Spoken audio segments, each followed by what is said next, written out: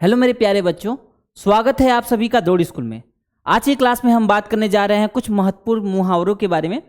तो इन मुहावरों को क्या करना, आप नोट डाउन कर लेना और 10 या 15 दिन पे रिवाइज भी करना, ताकि अगर इनसे संबंधित कुछ प्रश्न आपके परीक्षा में आए तो आप उनको आसानी से कर पाओ।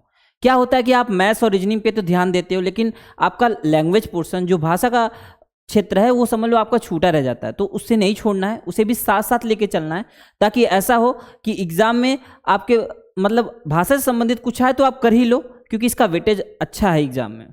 ठीक है ना। तो कुछ महत्वपूर्ण मुहावरों के बारे में बात करूंगा, इन्हें ध्यान से देखना, नोट करना, याद भी करना, अर्थ भी समझना, सब कुछ करना साथ में। ठीक है।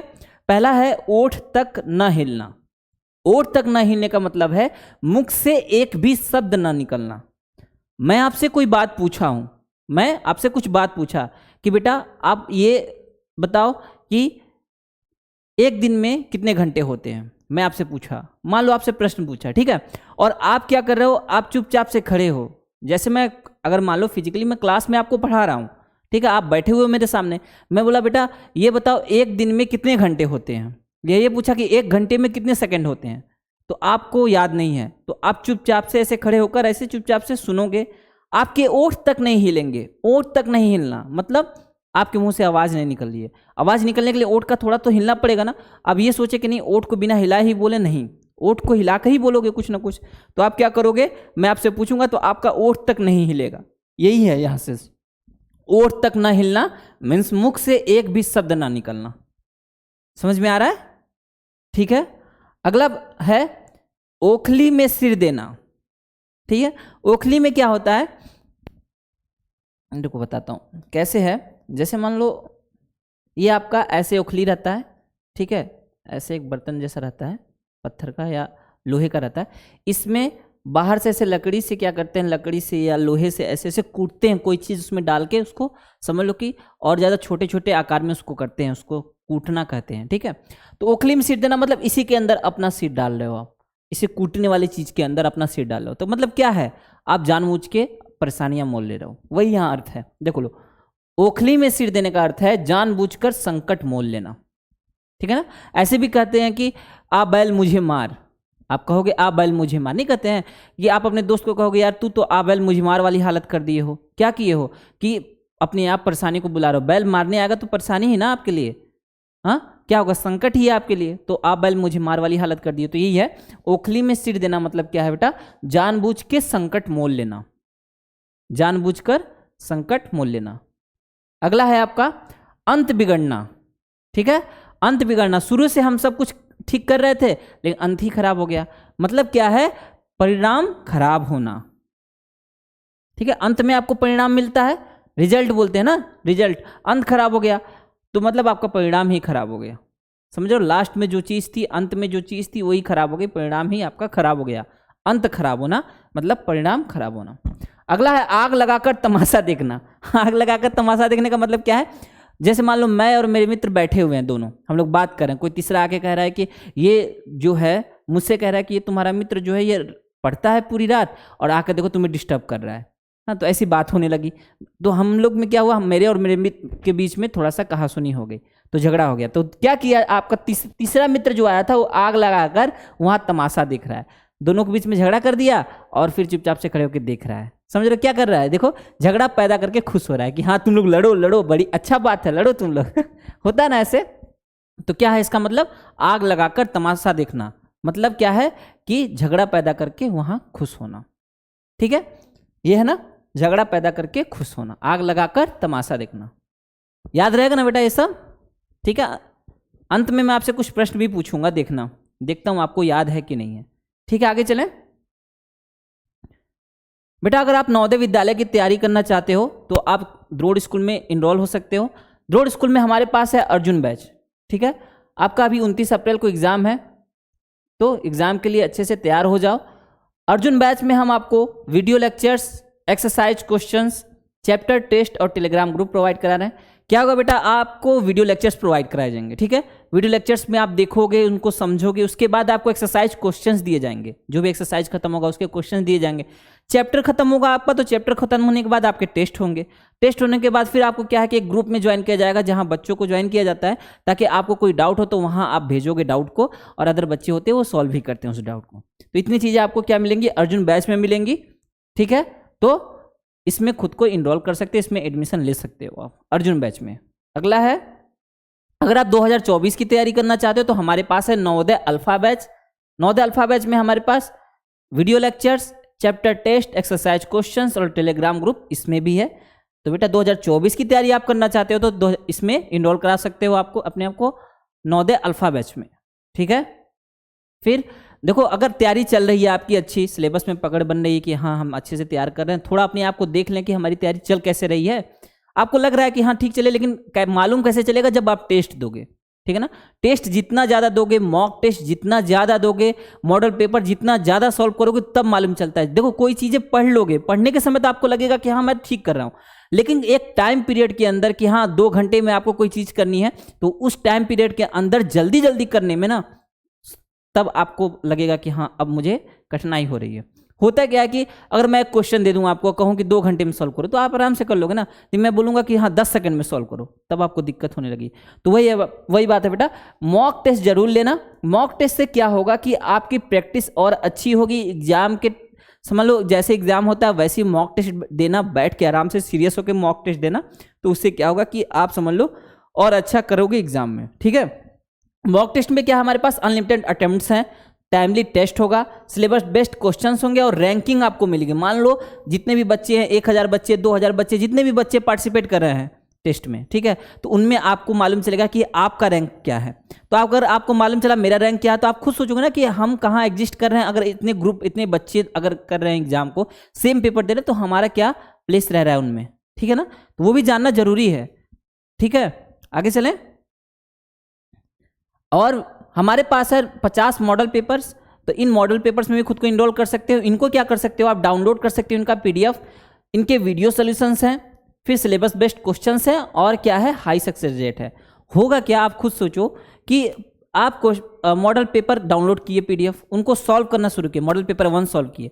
उसमें से कुछ ऐसी चीज़ें हैं कि जो आप थ्योरी में नहीं पढ़े हो, या आपका मतलब पढ़े भी हो आपको नहीं समझ आया, तो उनको करने की कोशिश करोगे। करते करते क्या हुआ कि आपको नहीं समझ में आ रहा, मॉडल पेपर पूरा सॉल्व कर लिए, उसके बाद देख रहे हो आपको नहीं समझ में आ रहा, तो आप वीडियो सोल्यूशंस ले सकते हो। उसका वीडियो सोल्यूशन रहेंगे, आपको पूरा का पूरा जो कॉन्सेप्ट छूटा भी रहेगा ना, 50 मॉडल पेपर करते करते सब क्लियर हो जाएगा। समझ रहे ना। तो ये 50 मॉडल पेपर की सीरीज है, इसमें भी खुद को इनरोल जरूर कराइएगा अपने आप को। ठीक है, इसके साथ अगर आप सैनिक स्कूल की तैयारी करना चाहते हो, तो सैनिक स्कूल के लिए हमारे पास है Sainik alpha batch. Sainik alpha batch में भी हम video lectures, chapter test, exercise questions और टेलीग्राम ग्रुप प्रोवाइड करा रहे हैं। ठीक है बेटा, और सैनिक स्कूल के लिए भी हमारे पास है सैनिक स्कूल का 10 मॉक टेस्ट है। इसमें भी आपको अनलिमिटेड अटेम्प्ट्स मिलेंगे, सिलेबस बेस्ड क्वेश्चंस होंगे, टाइमली टेस्ट होगा, और आपकी रैंकिंग यहाँ भी मिलेगी। तो आप सैनिक स्कूल के लिए भी मॉक टेस्ट ले सकते हो। कोर्स रिलेटेड कोई भी इंफॉर्मेशन चाहिए तो आप 6260388361 पे कॉल करके कोर्स रिलेटेड इंफॉर्मेशन ले सकते हो। ठीक है ना, इस नंबर पे कॉल कर लेना आपको अगर कोर्स रिलेटेड कोई भी इंफॉर्मेशन लेनी हो तो। आगे चलें। आगे हमारा आंसू पीकर रह जाना। ठीक है, आंसू पीकर रह जाना मतलब बहुत ज़्यादा पीड़ा हो रही है, आंसू आपके निकल रहे हैं, लेकिन पीना मतलब सोचो यहाँ से आंख से निकले हैं, आप पी रहे हो उनको। एक मतलब सोचना, बस सोचना, पीना नहीं है। आप सोच रहे हो कि आंसू निकल रहे हैं, आप पी रहे हो उनको, मतलब यहाँ से निकला, यहाँ पी लिए, मालूम भी नहीं चला कि हम रोए हैं। समझ रहे हो, मालूम भी नहीं चला हम रोए, किसी को मालूम भी नहीं चला। कहने का सेंस क्या है, चुपचाप दुख सहना। होता है ना ऐसा कि बहुत लोगों को प्रॉब्लम होता है तो अपने दोस्त को, अपने जितने भी दोस्त हैं, फैमिली वाले हैं, सबको बताते हैं। कुछ लोग होते हैं नहीं बताते हैं, वो चुपचाप अपने आंसू पी के रह जाते हैं, चुपचाप दुख सहते हैं। आंसू पी के रह जाना मतलब चुपचाप दुख सहना। ठीक है, समझ रहे हो ना। ठीक है, आगे है आंखों पर पर्दा पड़ना। आंखों पर पर्दा पड़ना मतलब समझ लो कि मैं कोई बात बता रहा था, आप सुने ही नहीं, या आप आंख पे पर्दा डाले हो कि नहीं सुनना है, इग्नोर करना है, ऐसे करके, तो आपको जानकारी नहीं होगी। आपके आंख की पर्दा है तो कोई चीज़ आपको दिख ही नहीं रही है, तो मतलब आपको जानकारी ही नहीं है उसके बारे में। ठीक है, तो आंखों पे पर्दा पड़ने का मतलब है जानकारी ना होना। क्या अर्थ है, जानकारी न होना, आंखों पे पर्दा पड़ना। ठीक है, नोट कर रहे हो ना साथ में? ठीक है। अगला है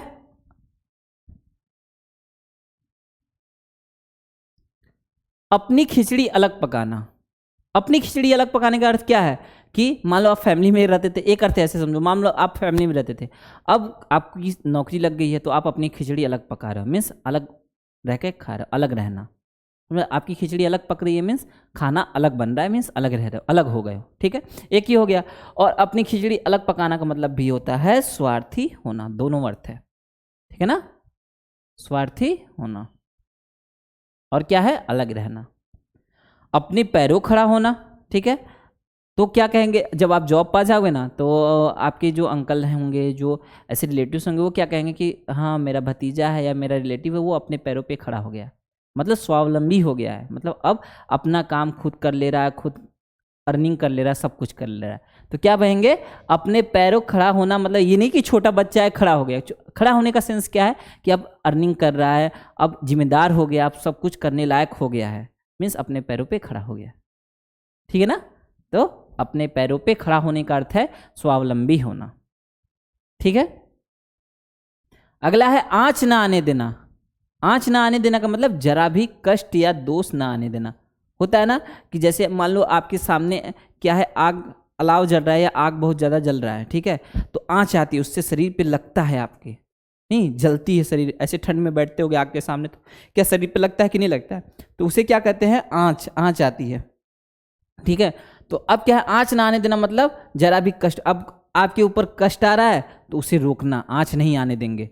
मतलब मान लो कि आंच आ रही थी, ऐसे आग जल रही थी और वहां आप बैठे थे तो आपके ऊपर आंच आ रही थी, तो कोई चीज़, कोई कपड़ा लाके ऐसे सामने लगा दिया तो आंच नहीं आ रही। आंच ना आने देना का मतलब वही रोक रहा है, तो क्या होगा, जरा भी कष्ट या दोष न आने देना।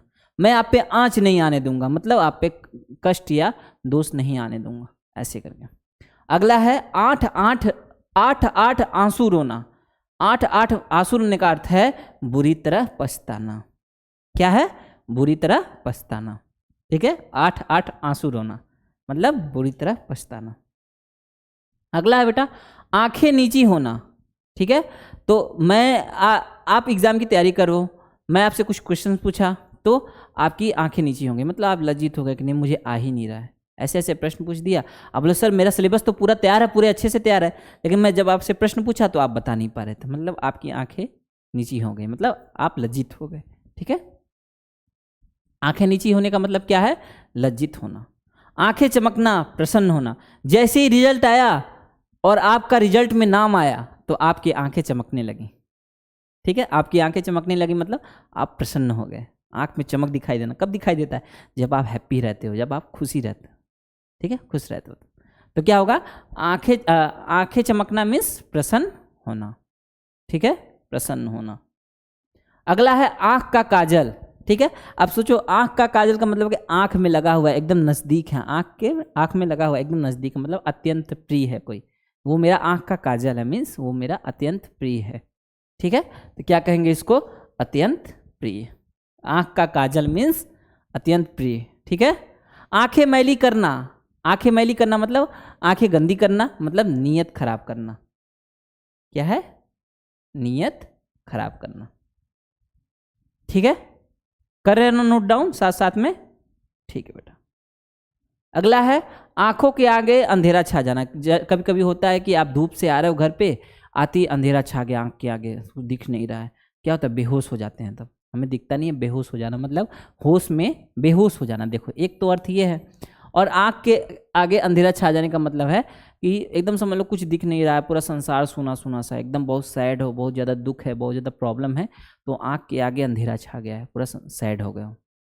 समझ रहे हो, पूरा क्या हो गया है, आंख के आगे अंधेरा छाना मतलब संसार सूना सूना सा प्रतीत होना, कुछ अच्छा नहीं लग रहा है, आंख के आगे अंधेरा छा गया है। समझ रहे हो ना, आंख के आगे अंधेरा छा गया। अगला है कमर सीधी करना। हाँ, तो आप क्या कर रहे थे, आप कुछ काम कर रहे थे, आपको दे दिया गया कि हाँ जो बगल में ये है पेड़ है, पेड़ में पानी डालो और अच्छे से इसकी सफाई करो। आपके पापा बोल दें, आप कहे ठीक है, काम करते करते आप थक गए तो बोलोगे पापा थोड़ा मैं कमर सीधी करने जा रहा हूँ। ठीक है, कमर सीधी करने का अर्थ क्या है, यहाँ थकान मिटाने जा रहा हूँ, घर में जा रहा हूँ, थोड़ा सा बैठूंगा, आराम, कमर सीधी करूंगा, मतलब आराम करूंगा, थकान मिटाऊंगा। ठीक है, कमर सीधी करना। आगे चले, अगला है, अब कुछ क्वेश्चंस हैं, इन क्वेश्चंस को देखना और कमेंट सेक्शन में बेटा आंसर जरूर देना। ठीक है ना, मैं आपके आंसर देखूंगा और रिप्लाई करूंगा। आगे है बेटा, गोलेश के जीवन में दुख बहुत जड़ है, ज्यादा है। अच्छा, क्या लिखा है, गोलेश के जीवन में दुख बहुत जड़ है पर वह आंसू पी के रह जाता है, बहुत ज्यादा है। ठीक है, यहाँ लिखना, गोलेश के जीवन में दुख बहुत ज्यादा है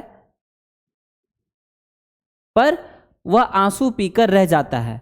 तो बेटा यहाँ जो रेखांकित शब्द है, अर्थ बताइए, क्या आपको बताना है, रेखांकित शब्द का अर्थ बताइए। रेखांकित शब्द का अर्थ बताइए बेटा। ठीक है, रेखांकित शब्द का अर्थ बताइए क्या होगा। गोलेश के जीवन में बहुत ज्यादा दुख है पर वह आंसू पी के रह जाता है, तो क्या होगा, नित्य, सदैव, निरंतर, अच्छा, आंसू पी के रह जाता है। तो यहाँ तो अर्थ ही नहीं दिया गया इसका, आंसू पी के रह जाने का। ठीक है, इसको कैंसिल करते हैं, इसे यहाँ अर्थ नहीं दिया। तो अगर आपसे क्वेश्चन पूछेगा, ये तो नहीं है, नित्य, सदैव, निरंतर नहीं है। हाँ, क्या होगा, आंसू पी के रह जाना मतलब चुपचाप दुख सहना, आपको याद होना चाहिए, यहाँ नहीं दिया हुआ है। ठीक है, टाइपिंग मिस्टेक है। तो क्या होगा आपका, चुपचाप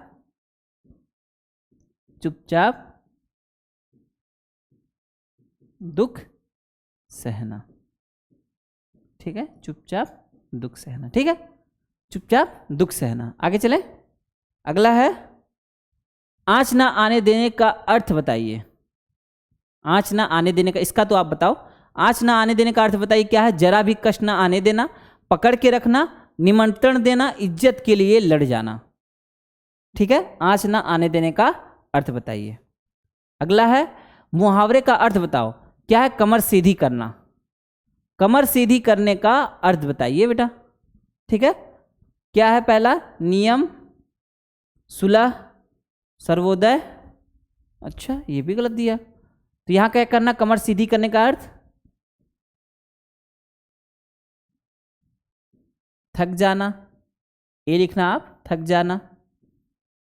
बी लिखना, थकान मिटाना। ठीक है,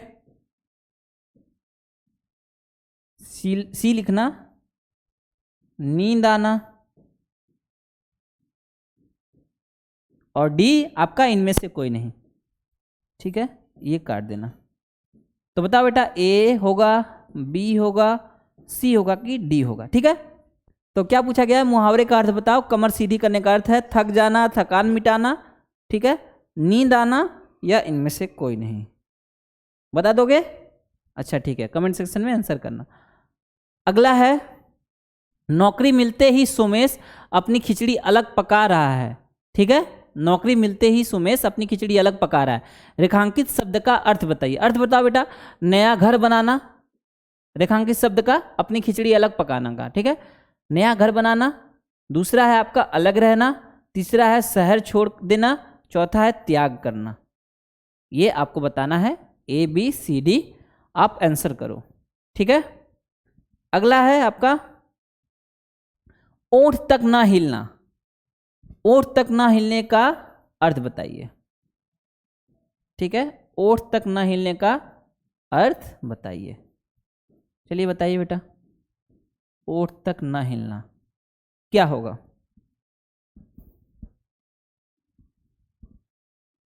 ओठ तक ना हिलना, पहला है दांत में दर्द होना, दूसरा है भरपेट भोजन करना, मुख से एक शब्द ना निकलना, और चौथा है आपका चक्कर आना। तो आप बताओ बेटा, कौन सा, सब में तो मैं सही कर दिया, आप बताओ ए बी सी डी में कौन सा सही है और कौन सा गलत है। ठीक है ना? ठीक है, ठीक है, इसका आंसर आप कमेंट सेक्शन में देना। इतना ही रखते हैं इस वीडियो में बेटा, मन लगा के पढ़ना, अच्छे से पढ़ना। मिलते हैं आपसे नेक्स्ट वीडियो में। ठीक है।